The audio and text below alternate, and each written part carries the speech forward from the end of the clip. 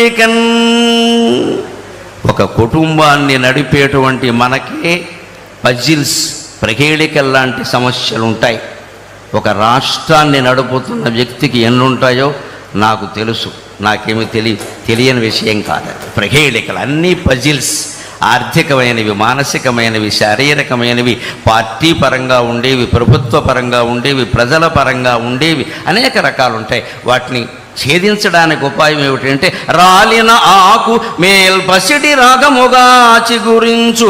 చెట్టు కింద రాలిపోయిన ఆకు రాలిపోయిన 15 రోజులకు చూడు మళ్ళీ పైన చిగురాకు రూపంలో కనిపించింది ఖచ్చితంగా. అలాగే అన్నింటికీ ఆశాదీపం ఉంటుంది, ఖచ్చితంగా వెలుగుతూ ఉంటుంది. మనం దాన్ని అందుకోగలగాలి. ఎండుదై వ్రాలిన మ్రోడు జీవరసరమ్య శిరస్సున పైకి లేచు. మొదలు కూడా మిగలకుండా కొన్ని చెట్లు ఖండించేస్తారు మానవత్వం లేకుండా. కానీ ఆ చెట్టుకి ఎంత పట్టుదల ఉందంటే నన్ను నువ్వు మొదలంటా ఖండించినా నేను మళ్ళీ చిగురు వేస్తా అని నెల తిరగకుండా అది చిగురిస్తోందండి. చెట్టు నుంచి మనం ఎన్ని పాఠాలు నేర్చుకోవాలి, చెట్టు నుంచి మనం ఎన్ని పాఠాలు నేర్చుకోవాలి. నేను మళ్ళీ చిగురిస్తా అని అంత బండరాజులా ఉండిపోయిన చెట్టు కూడా మళ్ళీ చిగురుస్తోంది ఖచ్చితంగా. అలాగే పాల్మాలిన లోకమందు అవమానము కండు ఘటిల్లెనంచు గగ్గోలుగా నేర్చేదేలా. నన్నెవరో అవమానించారు, నా గురించి ఏదో అనుకుంటున్నారు. ఇవన్నీ మనం ఆలోచించాల్సిన విషయం కాదు. విశ్వావసునామ సంవత్సరం మనకి ఇస్తూ ఉన్నటువంటి ఖచ్చితమైనటువంటి ప్రబోధం అదే. ఏది నువ్వు ఆలోచించుకో, నువ్వెవరో నీకు తెలుసు. నువ్వెవరో నీకు తెలిసినప్పుడు నిన్ను గురించి ఎవడో అనుకోవడాన్ని గురించి నువ్వు ఆలోచించాల్సిన అవసరమే లేదు. మనం ఉచ్చైశ్రవంలా బతుకుతూ ఉన్నప్పుడు ఎవడో మనం మీరు గుర్రం కాదండి గాడిద అంటే వాడి కోసం మనం ఇప్పుడు గుర్రమో గాడిదో నిరూపించుకోవాల్సిన అవసరమే లేదు. మనం ఏమిటో మనకు తెలుసు. ఆత్మవిశ్వాసం చాలా ముఖ్యం. ఆ విశ్వాసంతో నువ్వు ముందుకు దూసుకెడితే ప్రహేళికలన్ పగిలింపరం మికన్. అన్ని రకాల పజిల్స్, ప్రహేళికలన్నింటినీ ఛేదించుకుని మనం ముందుకు వెళ్ళగలం ఖచ్చితంగా. అటువంటి ధైర్యం రాష్ట్ర ప్రభుత్వాధినేతకి ఇప్పటికీ ఉంది. మనందరికీ కూడా అటువంటి ధైర్యం మనకు కలగాలి.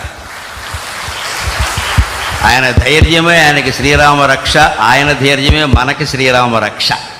అందుకని వచ్చే సంవత్సరం విశ్వావసునామ సంవత్సరం ఆంధ్రప్రదేశ్ ప్రభుత్వానికి బాగా అవసరం. కాబట్టి నిజంగానే విశ్వావసు అంటే అన్ని రకాల బంగారము లోహాలు అన్నీ ఆంధ్రప్రదేశ్లోనే లభ్యమై భగవంతుడి దేవల్ల అన్ని రుణాలు తీరిపోయి వారు ఆశించినట్టే స్వర్ణాంధ్రప్రదేశ్గా రూపొందుతుంది అని స్వర్ణ భారత్ ట్రస్ట్ సాక్షిగా మనం భగవంతుని ప్రార్థన చేద్దాం. స్వర్ణం ఉన్న చోట స్వర్ణమే ఉంటుంది. ఇది స్వర్ణాంధ్రప్రదేశ్ సాధించాలి అంటున్నది స్వర్ణ భారత్ ట్రస్ట్లో. నాకు నేను ఈ ట్రస్ట్ గురించి కూడా ఒక వార్త నిన్ననే పేపర్లో చూసి ట్రస్టు అధిపతులకు నేను నమస్కారం చేసుకున్నా. 14 ఏళ్ల క్రితం బొంబాయిలో తప్పిపోయినటువంటి ఒక కుర్రాన్ని ఈ ట్రస్టు వారు చేరదీసి 14 ఏళ్ల పాటు విద్యాబుద్ధులు చెప్పించి వాళ్ళకి జీవితానికి అవసరమైన వృత్తులన్నీ నేర్పి మళ్ళీ బొంబాయి తీసుకెళ్ళి ఎక్కడ పనిచేశాడో అక్కడి నుంచి వాళ్ళ తల్లిదండ్రుల వివరాలన్నీ తెలుసుకుని వాళ్ళని పిలిపించి వాళ్ళకి మొత్తం మీద ఆ అబ్బాయిని అప్పగించారండి. నిన్న పేపర్లో చూశాను.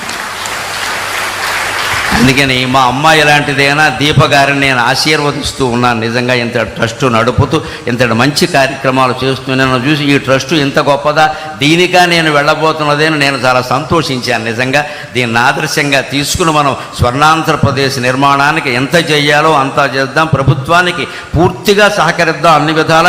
ముందు ఒక్క విజ్ఞప్తి, ప్రభుత్వానికి కట్టవలసిన పన్నులన్నీ రూపాయి ఎగ్గొట్టకుండా కట్టేద్దాం. అది చాలు, ఇంకేమవుతాయి. అది ఒక్క పని మనం చేసి మళ్ళీ ఏమండి నాకు అవకాశం ఊరికే గోక్కుండా మనం మొత్తం అన్నీ కట్టేస్తే అన్ని ప్రభుత్వాలు బాగానే నడిస్తే. పూర్వం నుంచి ప్రభుత్వాలు పన్నుల మీద ఆధారపడి నడిచాయి. అందుకని అవన్నీ మనం సక్రమంగా ఏదీ లోటు చేయకుండా కట్టేస్తే అన్నీ బాగుంటాయి. అటువంటి చిత్తశుద్ధి నిజాయితీతో జీవించడానికి, సత్యానికి ధర్మానికి కట్టుబడి ఉండడానికి నా ఈ ప్రవచనం ఏమాత్రం ఉపయోగపడినా నేను ధన్యుణ్ణి. నాకు ఈ 4 మాటలు నేర్పిన మా అమ్మ ధన్యురాలు. స్వస్తి. చాలా చాలా సంతోషం. గరికపాటి నరసింహారావు గారికి స్వర్ణ భారత్ ట్రస్ట్ తరఫున కృతజ్ఞత తెలుసాను. చాలా చక్కగా చేశారు. ఇప్పుడు పెద్దలు వచ్చిన తర్వాత మీకు సన్మానం చేస్తారు.